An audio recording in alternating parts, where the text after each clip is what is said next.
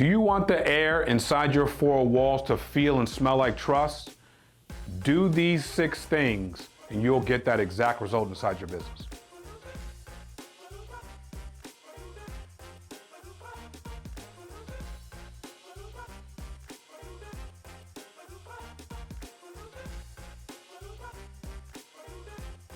Building trust within the workplace is critical to short and long-term success. You're going to get better at it as you go. Do not guilt trip yourself. Do not overjudge yourself. You have the right to figure this out. We try to give you some tools that'll help you with that. And when you're thinking about building trust, the leader's got to set the pace. The leader's got to set the tone for the organization. And then eventually you want to get it through the fabric of the walls. Let's start with number 1, over communication. I remember early in my insurance career traveling to Des Moines, Iowa, we went to go see a carrier that was on the rise named Attain. Attain Annuity Company has, smashed where they were when I was going there. And they were on the come getting ready to start taking over distribution. And I remember their senior executive vice president, Chris Grady, was talking about over communication. And he made it sound so simple. But he said, we over communicate everything. We over-communicate everything because we don't want to assume that people understand what we said when we said it. We want them to know that they know that they know. That was so simple. And it wasn't a real aha moment. But as I started to learn how to over-communicate and over-communicate and over-communicate and teach people to over-communicate, because what I found out is a lot of people are talking and not a lot of things are being said or understood. What I found out is a lot of people are saying stuff or they're not saying stuff. Nonverbal communication. People are saying stuff or they're talking in bullets. And then you want everyone to understand that when the people who are going to understand that are the bullet people. And so over communication as a thought process, as a practice, overall for the company. The reason why I have the word matrix here is because you know those green formulas that you see in the matrix that are all throughout the screen? You want your office to have green matrix formulas running through it. And you want the formulas to say? Over communication. When you have that in your organization and everyone understands that's the way you communicate, it's going to help you big time as far as building trust. It starts with over communication. Second thing, taking fault in your mistakes. You need to be an owner of your mistakes. Hey, you make a mistake, say it. The worst thing in the world is somebody who will not admit to wrong because you can't communicate to them. You literally can't communicate with them. They're always right, you're always wrong.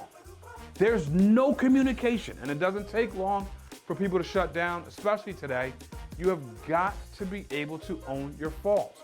When you own your faults, my bad, when you own your faults, you know what, we tried that thing, it didn't work, it's my fault it didn't work, man, it disarms people. You become approachable, you become someone that they can trust, because why? You ain't you're a human being just like them. You're helping yourself become more relatable by owning your faults, by owning the things that are wrong. Hey, it's okay, by the way. You think you're gonna have a perfect business? You think you're gonna have a perfect track record? You think you're gonna never have a blemish? You think you're never gonna make a mistake? So what? Everyone makes mistakes. Everyone makes a mistake. By the way, if you own your faults, you give other people the opportunity to own their faults. We want a business practice that has grace for mistakes. I don't want the same thing to be repeated 100 times, same mistake, but we need to have grace because people can't grow where there is no grace. Number 3, you got to start empowering people to think and create. At the end of the day, those who can't manage, micromanage. You want to micromanage some people? They can't think, they can't create. You want to create false time frames for stuff? They can't think, they can't create. You want to load everything down so much that people can't breathe? They can't think, they can't create. You absolutely, even if it's early. Like early on in business, I remember you also have to have a certain kind of person that wants to think. Because some people just want to come in and collect a paycheck. There are a lot of people that need to be challenged, that want to be challenged, that critically think. And when they're critical thinkers, your business is going to grow. Because they're not waiting for you to empower them to critically think. So remember, it's not just about empowering people. You have to have some of the right people. And then when you have some of the right people, and believe me, I've been on both sides. So that's why I want to clearly delineate the difference. Where people who don't critically think, it's like, what should I do next? And what should I do next? And what should I do next? And what should I do next? You don't have a business. You have a job. And your job is to tell the people what they should do next. And that's not a business. It's a business when people critically think on their own. And then you want to empower them to do more of it. You want people to own so much. You want people to have so much real estate in the thing that they do, freedom to move. It doesn't start with freedom. It actually starts, as my man Pat Bet-David says, he says, you got to micromanage to manage. I don't know about micro, but I do think that, look, you got to be on task with people. You got to help people understand what the expectations of the company are. You got to help people understand where this thing's going. You got to help them understand their role, what their role is inside their department, exactly how they need to execute on their job to get deliverables done. And I think that takes a little bit of time. So rope in the beginning, but when they start getting their feet under them and allowing themselves to grow, now it's time to think and create, right? And I can spend so much time here because there's so much here. And then when you have creative people that are being empowered to think, sometimes they've never been empowered to think or never been empowered to be creative. And they're so excited that sometimes they may get way off the beaten track. You got to bring them back. Do you understand? There's an art and a science to this.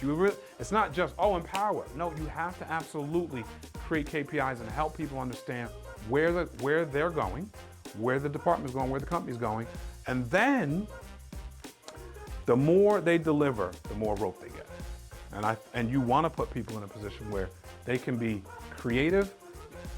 When it's all said and done and you have this thing dialed in with any one individual, you want them to have creative power to move and bring you back ideas. And you want that trust. So that's a great way to build trust within the workplace. It takes time though. So don't get it twisted. It's not overnight, but it can happen. And this will happen with, the right people and the right company mindset. Because the company mindset is setting the tone for this. And number 4, you got to provide constructive feedback. So feedback by itself is not enough. It's got to have structure. It should be a give and take. It's usually not a one-way street. You're going to ask questions. That's how you're going to find out what people are thinking, where they're going, what they're thinking, what they did, what they didn't do. Ask questions.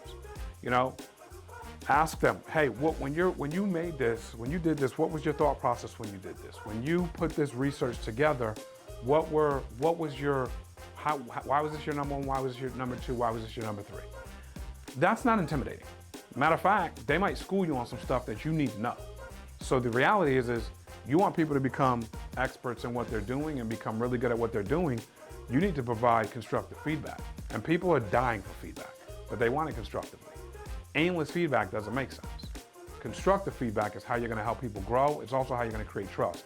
When we talk about creating trust in the workplace, you got to open up this dialogue of a two-way street. It's got to be a dialogue of a two-way street. Every conversation doesn't have to be 100%. It's probably not even possible. Just because of things people got going on outside of work, people got stuff going on inside of work, people got stuff, going on with their confidence. People are trying to grow. So just meet them where they're at and try to help them grow from where they're at. And so when you're doing that from a constructive place, you're going to help people get to their next level. You're also going to help trust move in and outside of your organization. Number 5, recognize and reward. I will say this till I'm blue in the face. Recognize, recognize, recognize, recognize. You talk to people all the time. Do I need, how do you take recognition? I don't need recognition. Okay. Everybody needs recognition, okay? Now I've talked to many people that say, I don't get a lot of recognition, or I haven't gotten it. I'm a workhorse, I'm a deliverer, I'm always delivering. I don't get a lot of recognition, or I don't need recognition because I'm so busy working. Okay. Everybody wants it. They don't all want it the same, okay? It doesn't always have to be loud and boisterous. Some people don't really like that. But the idea that they're working They're delivering for the company. They're making things happen. They're making waves. They're growing in their craft. They need to be recognized. It's oxygen for people to survive. And so understanding that recognition is huge in so many different forms. Peer-to-peer recognition is unbelievable because they're working with these people day in and day out. And so if you can create an environment where peers recognize their peers, that's incredible. As leaders, all we're really trying to do is continue to create a safe place. Safety equals trust. If people feel like they're compromised or they could, be jeopardized or this, that, and the third, then it's going to create people clamming up.